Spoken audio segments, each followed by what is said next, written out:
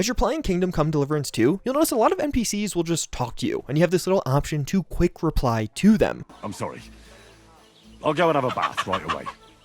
Don't ignore this. Positive quick replies and really just chatting with locals in general can improve your local reputation for that town or castle, and this can end up becoming incredibly valuable later on as you want to haggle for items. Kingdom Come Deliverance 2 also has a fairly long prologue, but once you get to the open world segment, things really open up. You can explore around this world quite freely from there on. But there's going to be one big problem at this stage. You're not going to have a horse of your own, and in fact, it'll take quite a few more quests to get a horse of your own. And considering I think most of you won't want to just run around everywhere, you can pretty easily steal horses from nearby stables in a majority of the towns. Just make sure nobody is directly watching you, and you could steal a horse, ride around, and go to various locations without actually having much of a downside for you. But while this doesn't have a major downside for you, these horses do have a major downside in themselves. They remember where they live. Horses stolen from stables remember their home, and a couple of minutes after you dismount, they're going to start running back home, potentially stranding you wherever you rode them to. Early game, you can easily get around this if you just ride horses from town to town. So you'd steal one horse, ride it to a town, then steal another horse once you arrive. But some places just won't have that option. Thankfully, there's an easy solution. Horses that are actively being ridden around by others won't do this. Instead, will simply stand by and wait for you to return. So if you do see someone riding down the road, it is probably worth stealing their horse. It may end up resulting in a sword fight, but stealing a horse from an existing rider is typically pretty worth it. But pretty quickly, you will just want a proper horse of your own that you can call and will respond. And when it comes to this, there is one horse that will be the clear winner as your cheapest available option, that being to buy your very own horse with pebbles. I'm not going to give any major spoilers here, but you could just find pebbles right here on the map. The horse vendor in Samin will sell them back to you, and you can go to this location incredibly early on. And while pebbles still will be a rather expensive horse in the early game at 150 groschen, assuming you don't pass any speech checks, this still will be the cheapest available horse by far, oftentimes several hundred groschen cheaper than any of the other available options. And if you're interested in just experiencing the amazing open world Kingdom Come Deliverance 2 has to offer, I would highly recommend going here and getting this horse early on. It just really opens up this game. But you gotta be careful when you're actually riding around. Low-hanging branches or even falling trees will just flat out knock you off your horse. But if you want a fairly major jumpstart on money, right from a very early stage of the game, there's a certain encounter you can take advantage of to make a lot of money very quickly. Right here on the map is a treasure hunter camp. This is incredibly close to where you end up as the open world segment of this game will begin. So even if you don't have a horse yet, you can literally just walk here. There's going to be a few enemies you have to take down, of course, but also beside them are some incredibly valuable golden cups that were obviously stolen, but then you can go and offload these to get a massive head start in this game. It can be a great initial investment to get that first horse, armor, or whatever weapons you need. And when you are offloading loot, I personally noticed that some of the more prosperous areas would often offer more money. That small village blacksmith would offer a bit less compared to some of the items you could sell to the castle blacksmith. But getting your first proper set of armor and even decent weapons is really a game changer in Kingdom Come Deliverance 2, and thankfully you can gamify this somewhat. Adventuring around, you'll find bandits are on certain paths. These are very common random encounters that you can just engage with, or really just keep riding past and move on if you don't want to deal with it. But these bandits have quite a few variables that can dramatically change up how difficult or easy that encounter is. You notice differences in what equipment they're using, how many bandits are there, and even sometimes special attributes like them having shields or dogs. And I think for a lot of players, bandit encounters like this will be how you get some of your initial weapons and armor. I know it was for me. And you can save scum these encounters to make that a lot easier. Simply reloading a past save will make it so the bandits reset and offer you a different combination. So early on, I abused this to just find an easy encounter and get some decent early game loot, which I then later used to take down even tougher bandits after save scumming a bit there as well. And just as a general tip with this game, you should probably decide early on if you're going to save scum or not. This is one of those games where you can lose 30 to 60 minutes of progress from a silly death. And pretty early on, I just accepted that saving and quitting was worth it before most major fights and even some major story moments. When you select the save and quit option, this will simply replace the last exit save with a new one, but it really can be a super effective way to nullify progress loss, especially in the earlier parts of the game. And in a similar vein to that, progress quests. Each new quest stage will create a new save for that quest. And in certain town locations, a brief conversation with an NPC can be a really valuable save point. Overall though, I would say that you should pay attention to where your last save is, particularly in the early hours of this game. Combat in Kingdom Come Deliverance 2 can be brutal, but a very important aspect of that new players will likely miss is certain combat abilities are actually locked behind trainers. In many towns or castles, there's going to be a combat arena with a trainer available there. These NPCs can be hired to teach you new combos or even new combat abilities for a price, of course, and this can be a genuine game changer. Combat can become significantly easier based off what you learn from some of these characters. So don't just fall into that loop of raising skills, but not actually learning new combos and other abilities. The way to truly master combat is to get your timing down, but you're also going to have to learn some of these new things. A lot of the quest details in Kingdom Come Deliverance 2 will only ever be spoken by an NPC, but otherwise not reflected in your journal or really anywhere else, at least as far as I could tell. Sometimes optional dialogue would also just open up new quest clues or details. And overall, I would just say pay attention to what other people are saying. This is one of those things where it'll save you dozens of hours across an entire playthrough if you just listen to what the NPC is telling you. Oftentimes, they'll give you more precise instructions than what you'll see via quest markers, or even just sometimes the location of something. You might go to a new castle, get provided a bed in the city walls, but you don't actually know where it is, and if you didn't listen to what that NPC said when you were getting assigned your bed, you'll in turn have to spend a ton of time just wandering around looking for things. And when you do get a bed, there's going to be a chest nearby, and do note that these chests are interconnected. So if you store items in one, they're going to be present in all of the other chests that you have access to via your beds. Don't worry about lugging things around all that much with this game. But another incredibly powerful feature that is very easy to overlook are some of your armor or outfit slots. You can equip a variety of armors or outfits in slots and then change these on the fly as long as you're not actively in combat. Set these up early on. The different apparel items have different effects on your character's abilities and even appearance. From this menu, you can easily see which of your various stats are being impacted by what you're wearing, and wearing some fancy clothes around town will often lead to NPCs treating you better and potentially even better outcomes in trading or persuasion. This is one of those features that I ignored for way too much of the early game, but it genuinely can be quite powerful. Although, speaking of clothes in Kingdom Come Deliverance 2, stolen clothes can and will be recognized by other NPCs, so be careful where you're wearing stolen goods or you might just end up with an entire town chasing you down. Jesus Christ!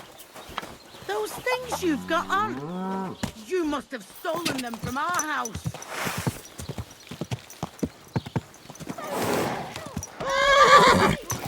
Help! Come quick! What are you doing? Where is everyone? And of course, KCD2 has a Skyrim card Easter egg. I didn't do nothing wrong, I swear. It's all Vence's fault. It was him who said we'll sell the card to Gills. It weren't like that at all. We shook on it. But on the way, you had the idea we'd keep it. What? That ain't true. Leave it out, you two. One way or another, you wanted to fuck me over. Doesn't matter whose idea it was.